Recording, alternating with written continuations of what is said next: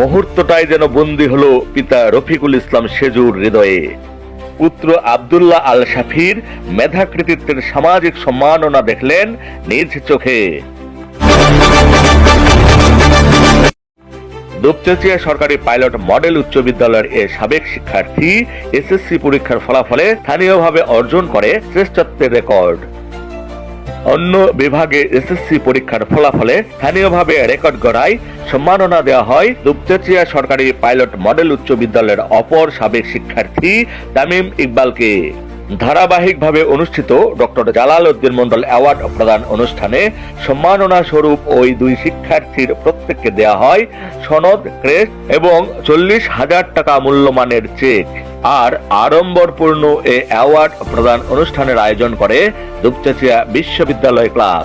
18 March বুধবার বিকালে স্থানীয় বাঙালি চুইঝাল রেস্তোরাঁয় অনুষ্ঠিত অ্যাওয়ার্ড প্রদান সভায় সভাপতিত্ব করেন সংগঠনের সভাপতি আব্দুল সালাম সরদার।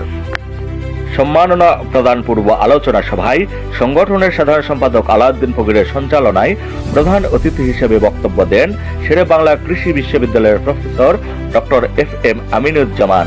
সংগঠনের অধিকর্তাদের মধ্যেও আরো বক্তব্য দেন আইন মন্ত্রণালয়ের যুগ্ম সচিব কবির উদ্দিন প্রামাণিক, বগুড়া পল্লী উন্নয়ন একাডেমির পরিচালক ডক্টর আব্দুল মজিদ প্রামাণিক, শেরে বাংলা কৃষি বিশ্ববিদ্যালয়ের প্রফেসর নূরমহল আক্তার বানু, খুলনা প্রাণী সম্পদ বিভাগের উপপরিচালক ডক্টর আহসান হাবিব মিজান, দুপচাঁচিয়া মহিলা কলেজের উপাধ্যক্ষ মনোয়ারা বেগম, দুপচাঁচিয়া বিশ্ববিদ্যালয় ক্লাবের সাবেক সভাপতি সুদেব কুমার কুন্ডু এবং সাবেক সভাপতি অসীম কুমার দাস প্রমুখ।